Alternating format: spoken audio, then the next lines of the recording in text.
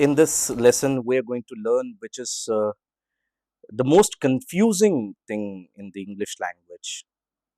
English में कोई भी चीज को जब हम लोग कहते हैं तो कुछ एक्स्ट्रा वर्ड्स की भी जरूरत पड़ती है जिनको कहा था prepositions. पहले तो इस वर्ड की प्रोनाउंसिएशन पे ध्यान दीजिएगा. It is preposition, it is not preposition. हालांकि ये दो वर्ड से मिलकर बना है pre एंड position, पर बोला इसको जाता है preposition. preposition, preposition. तो इसको गलती से भी आप preposition मत कहेगा. It is not called preposition. Now, when you talk about the definition of a preposition is a word which is placed before a noun or pronoun to show in what relation the person or thing denoted by, and it stands in regard to something else. So, actually में अगर देखा जाए short में अगर बोला जाए तो the preposition means the word which is placed before something. So that is called preposition. Preposition यानी जब noun और pronoun के पहले कोई एक word हम लोग place करते हैं ताकि उसका जो meaning है वो clear हो सके, तो उसको preposition कहा जाता है.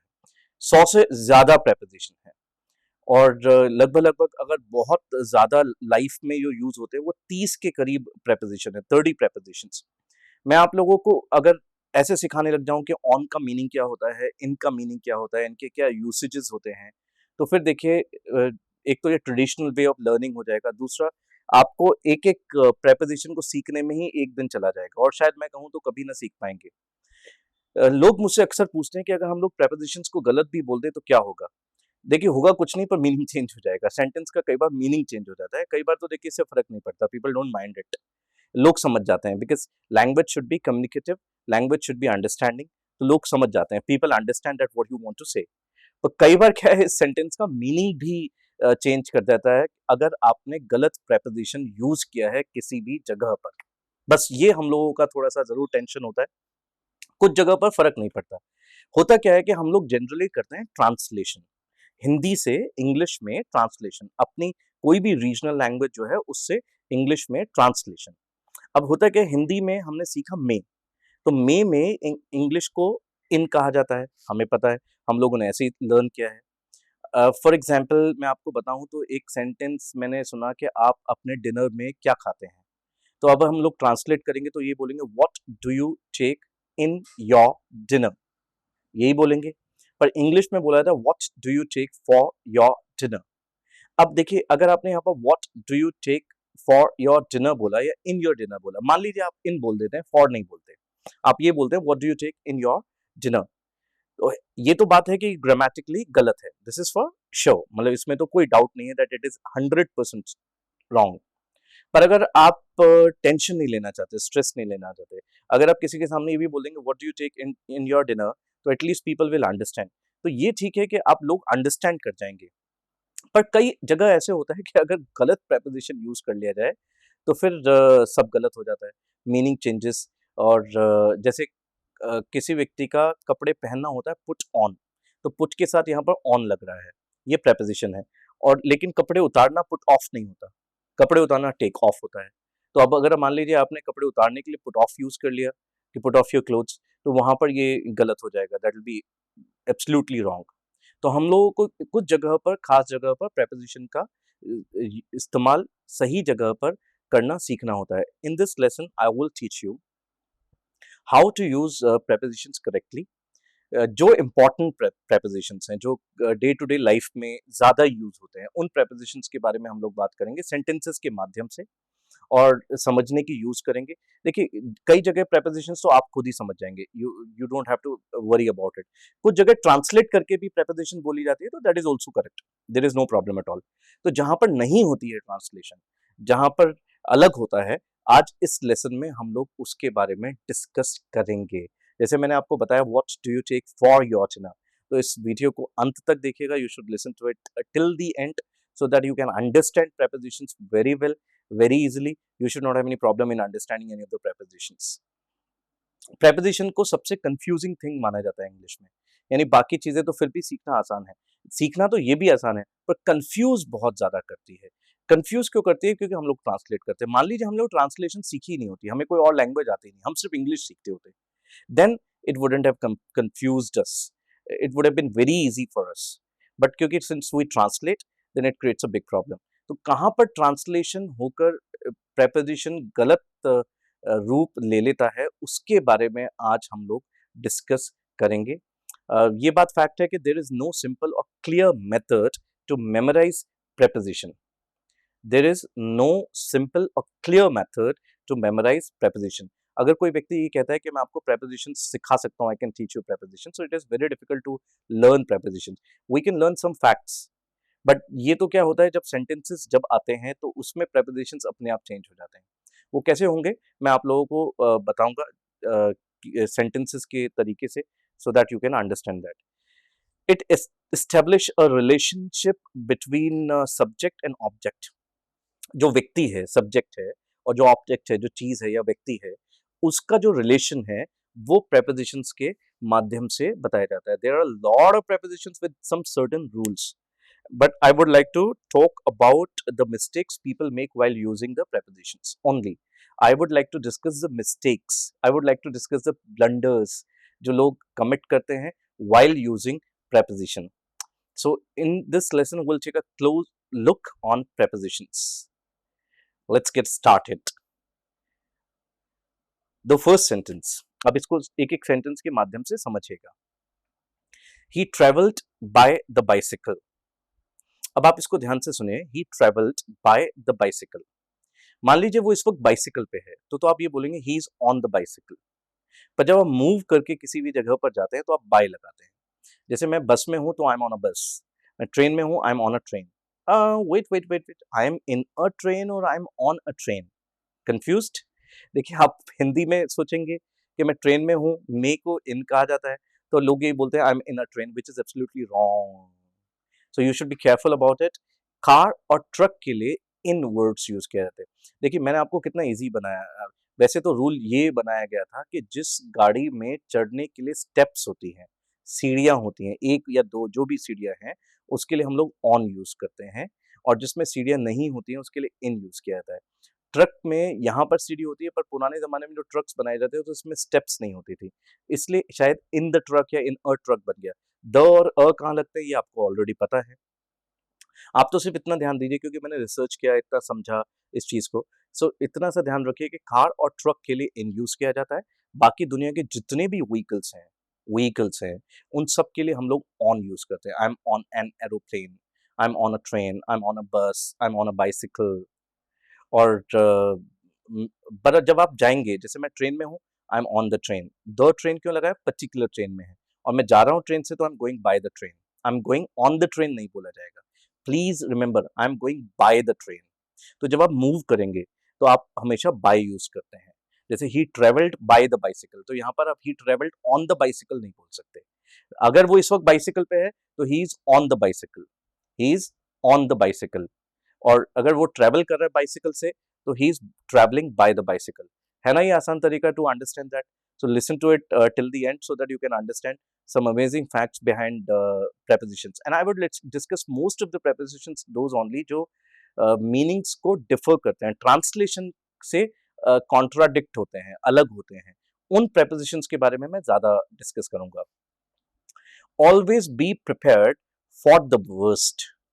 यानी आप जो भी दुनिया में सबसे बुरा होता है उसके लिए प्रिपेयर रहिए. प्रिपेयर के साथ हम लोग फॉर लगाते हैं. जैसे I am preparing for NEET examination, I am preparing for that. So always be prepared for the worst. I rely on his help. किसी भी व्यक्ति पे विश्वास करना, trust, believe, rely and count on. Trust और बिलीव के साथ इन लगाते हैं जब आप ये बताते हैं कि उस व्यक्ति की कैपेसिटी या कैपेबिलिटी में विश्वास है. तो आई ट्रस्ट इन यू. आप इन नहीं तब नहीं लगाएंगे जब आपकी बात में विश्वास है. I trust you. I trust you नहीं, आपकी बात में विश्वास है. आई ट्रस्ट इन यू यानी आपके अंदर विश्वास है. बिलीव के साथ भी सेम होता है. रिलाई और काउंट के साथ ऑन लगाए जाते हैं. रिलाई ज्यादा विश्वास करना है किसी व्यक्ति पर, बहुत ज्यादा विश्वास करना, काउंट ऑन होता है. तो काउंट के साथ भी ऑन लगता है. तो जब आप ये बोलते हैं I rely on your help और I rely on you, the person जिस पर रिलाई किया जा सके, that person is called a reliable person. a reliable person. Surekha is good at music. Good in music और good at music. आप इसको सीखने के लिए तैयार हैं तो देखिए, क्योंकि मैंने इतना रिसर्च किया है, पढ़ाया है लोगों को, तो मैं आपको सिर्फ बहुत सिंपल वे में मैं बता सकता हूँ कि एक्सपर्ट, वेल वर्स्ड, प्रैक्टिस्ड, ये तीन ऐसे वर्ड्स हैं जिनके साथ इन लगता है। जैसे I M expert in cricket, I am well versed in cricket, I M practised in cricket. Expert आपको पता है कि जिसको किसी भी चीज का बहुत अच्छा नॉलेज हो चुका है और उसको वो अच्छी तरह करना आता है, तो वो एक्सपर्ट है। वेल वर्स्ड जब आप किसी भी चीज के अच्छे जानकार होते हैं। प्रैक्टिस्ड जिसके बारे में आपने बहुत प्रैक्टिस की है, तो practised. So I M practised in cricket. इसके अलावा जब भी आप किसी भी चीज के बारे में बात करेंगे तो आपको एट लगाना पड़ेगा। जैसे I am good at cricket, I am perfect at cricket, I am weak at cricket, I am so at cricket. So वहां पर आप इन नहीं लगा सकते। हिंदी में जरूर मैं मे दिखाई देता है, पर इंग्लिश में यहाँ पर एट आएगा। सो एक्सपर्ट, वेल वर्स्ड, प्रैक्टिस्ड के साथ इन लगाया था, बाकी सबके साथ यहाँ पर एट लगाया जाएगा। Translate this from Hindi into French. यहाँ पर इन नहीं आएगा, यहाँ पर इन नहीं आएगा। क्यों नहीं आएगा इन? देखिए, इन और इनटू में डिफरेंस क्या होता है। आई एम इन द रूम, मैं रूम में हूं, और मैं मूव करके रूम में जा रहा हूं तो I am going into the room. Same on और ऑन टू में डिफरेंस होता है। मैं रूफ पर हूं, I am on the roof, और मैं रूफ पर जा रहा हूं तो I am going on to the roof. Listen to me carefully. अगर आप अंदर हैं, इन, मूव करके जाते हैं, इनटू। तो जब भी आप कोई भी ऐसा सेंटेंस बनाएंगे जिसमें मूविंग दिखाया जा रहा है, शिफ्टिंग दिखाया जा रहा है, तब वहां पर इनटू लगाया जाएगा। सेम ऑन टू के साथ साथ है कि I am going on to the roof. I am not, देखिए, I am going on the roof is absolutely wrong. I am going on to the roof. मैं रूफ पर हूं, I am on the roof, और roof पर जा रहा हूं तो I am going on to the roof. ये हर जगह सेम एप्लीकेबल होता है। सो अगर मैं किसी भी जगह में हूं, आई एम इन दैट, और अगर मैं मूव करके जा रहा हूं तो I am going into that, I am going into that. हालांकि बोल देते हैं लोग come in the car, but actually में उनको बोलना चाहिए come into the car, come into the car. She had ribbon on her hair, तो she had ribbon in her hair नहीं बोला जाएगा, she had ribbon on her hair. हालांकि वो हेयर में बंधा हुआ होता है रिबन, पर जब भी हेयर पर कोई भी चीज होगी तो वो हमेशा ऑन लगाया जाता है उसके लिए। और ये बहुत यूज होता है, बकल है या जो भी चीज आप लगाएंगे, रबर बैंड लगाएंगे, तो हमेशा ऑन यूज किया जाएगा उसके लिए। तो she had ribbon on her hair, on her hair. Which hand do you write with? जैसे I write with my left hand, I write with my right hand. आप क्या बाय लगाते हैं? बाय नहीं आएगा यहाँ पर। You cannot use by here. You should use with here. I write with my left hand. I read with my right hand. तो बहुत छोटी सी चीज है। दिस इज टू टाइनी, बहुत छोटी है, बट है important.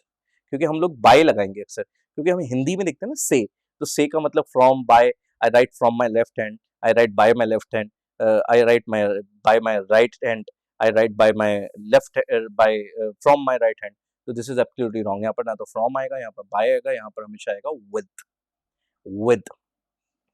She burst into tears at the sight of her daughter after long separation. यानी बहुत समय बाद सेपरेशन, यानी जब आप बहुत अलग रहने के बाद वापस मिले। साइट का मतलब देखना होता है। देखिए, देखना तो होता है सी, ओके, और दिखना मतलब जो आसपास आपको दिख रहा है तो उसको साइट कहते हैं। तभी बोलते हैं my I site is weak. Burst into का मतलब होता है दहाड़े मार मार के रोना, बर्स्ट इनटू टीयर्स। वैसे तो हल्का हल्का रोना वीप, थोड़ा ज्यादा रोना सॉब, बहुत ज्यादा रोना क्राई। पर जब आप दहाड़े मार मार के बहुत चिल्ला चिल्ला के रोते हैं तो करते हैं बर्स्ट इनटू। ये ज्यादातर दुख में किया जाता है। बर्स्ट की सेकेंड और थर्ड फॉर्म भी बर्स्ट होती है। तो she burst into tears at the sight of her daughter after long separation. So यहाँ पर बर्स्ट के साथ इनटू यूज किया जाएगा। ऐसी बहुत तेज तेज हंसना होता है, बर्स्ट इनटू लाफ्टर। बहुत तेज तेज गुस्सा, यानी बहुत ज्यादा गुस्सा होना होता है, बर्स्ट इनटू एंगर। और बहुत तेज तेज रोना, बर्स्ट इनटू टीयर्स। ये तो पता है ना आपको, फाड़ना होता है टेयर, TEAR, और रोल जो आंसू हैं वो है टीयर, टीयर, टीयर। आप अगर किसी भी व्यक्ति से गुस्सा है तो I am angry with you, हल्के फुल्के गुस्सा है तो I am annoyed with you, बहुत ज्यादा गुस्सा है तो I am infuriated with you, infuriated with you, INFURIATED, infuriated with you. और अगर हल्का फुल्का है तो I am annoyed with you, ज्यादा है तो I am angry with you, बहुत ज्यादा है तो I am infuriated with you. Past में बताएंगे तो I was annoyed with my brother, या I was annoyed with his brother. Annoyed का सेंस रूठने से भी लिया जाता है, so I am annoyed with you, so इसका मतलब मैं आपसे रूठा हुआ हूं। Suman is hopeful of winning a prize. So अगर आप किसी भी चीज की आशा करते हैं, होपफुल होते हैं, होपफुल के साथ हमेशा अब लगाया जाता है, OF, अब। या तो इसको अमेरिकन इंग्लिश में बोला था ऑब, इसको ऑफ नहीं बोलते, और ब्रिटिश इंग्लिश में इसको बोला था अब। So Suman is hopeful of winning a prize, I am hopeful of meeting you. So hopeful के बाद हमेशा अब लगाया जाएगा। What did you have for dinner? So what did you take for dinner? We never ask. We always ask what did you take in dinner is absolutely wrong. You should say what did you take for dinner. Sorry, या बोला था what did you have for dinner. कुछ भी खाना पीना take भी होता है, कुछ भी खाना पीना have भी होता है। तो अगर आप ये बोलते हैं what did you take for dinner, what did you have for dinner, both are correct, but what did you take in dinner is absolutely wrong. So you should not say what did you take in dinner. What did you take in dinner? किसी भी चीज को याद आना होता है remind. जैसे आपने कोई चीज को देखा और आप कहते हैं कि इस चीज को देखकर मेरी बचपन की मुझे याद आ गई, तो it reminds me of my childhood, it reminds me of, OF, of my childhood, it reminds me of my childhood. तो रिमाइंड के बाद हमेशा अब लगाया जाता है, it reminds me of my childhood. तो जहां पर भी रिमाइंड आएगा वहां पर OF अब आएगा, तो इसलिए कहा it reminds me of my childhood. I will remind you of it, यानी मैं आपको इस चीज की याद दिला दूंगा। होता है ना, कई बार आप कहते हैं यार मुझे सुबह याद दिला देना, तो remind me of it, remind me of it, OF of. तो रिमाइंड के बाद हमेशा अब लगाया जाएगा। He is riding in pen, किसी भी व्यक्ति का तड़पना होता है राइड, WRITHE, राइड, और वो पेन में तड़प रहा है तो he is riding in pen. Don't ride in pen, don't ride in pen. तो डोंट राइड विद पेन नहीं बोला जाता, या फ्रॉम पेन नहीं बोला जाएगा, don't ride in pen, he is riding in pen. कहना तड़प तड़प रहा है, मतलब पेन तो है पर वो तड़प रहा है उस पेन से, तो he is riding in pen. मैं बस में हूं, I am on the bus, I am in the bus गलती से भी नहीं बोला जाएगा, ये आप लोगों को समझ में आ ही गया होगा। I am in the car, I am in the truck, both are correct, there is no problem. बाकी दुनिया के जितने भी व्हीकल्स हैं वहां पर हमेशा ऑन लगाया जाता है। बिसाइड और besides, he is sitting beside मी, यानी अगर आप कोई व्यक्ति बिल्कुल आपके पास में बैठा है तो बिसाइड यूज किया जाता है। बिसाइड्स का मतलब के अलावा का इस्तेमाल यूज किया जाता है, बिसाइड्स का मतलब के अलावा। बिसाइड जो आपके पास में बैठा है, तो कहना he just sitting beside me, he is just sitting beside me, so you mean to say कि वो मेरे बिल्कुल पास में बैठा है। तो जो पास में कोई चीज है तो it is beside you, it is kept beside you, it is beside you, he is beside you. He has a car besides a motorcycle, यानी मोटरसाइकिल के अलावा उसके पास कार भी है। तो बिसाइड्स का सेंस अलावा के सेंस के साथ दिया जाता है, यानी आप ये कहते हैं कि मोटरसाइकिल तो है ही, उसके अलावा कार भी है उसके पास। So he has a car besides a motorcycle, he has a car besides a motorcycle. She put the books, she put the books under the pillow. अब अंडर और बिलो में क्या डिफरेंस होता है? कोई भी चीज नीचे है और उससे टच्ड है, प्लीज रिमेंबर दिस थिंग, नीचे है और चिपकी हुई है, चिपकी हुई है और मूव नहीं कर रही है, तो आप करते हैं बिलो। और जो मूव करके रखी जाती है या मूव की जाती है तो की जाती है अंडर, अंडर। तभी रिश्वत हमेशा अंडर द टेबल ली जाती है, बिलो द टेबल नहीं होता वो, अंडर। तो जो चीज मूव कर रही है अंडर, और चिपकी हुई है नीचे है तो वो है below, below. People climbed on to their roofs. So यहाँ पर ऑन द रूफ्स नहीं आएगा, climb on to their roofs. तो अगर आप ये बोलते हैं लोग अपनी अपनी छतों पर चढ़े, छतों पर, तो people climbed on to their roofs. तो यहाँ पर ऑन टू यूज किया जाएगा, ऑन नहीं। ये तो ये बताइए कि वो रूफ्स पर हैं, तो people are on the roofs, that is absolutely correct. और अगर आप ये कहते हैं रूफ्स पर चढ़े, तो they climbed on to their roofs, roofs. I think there is a salesman at the door.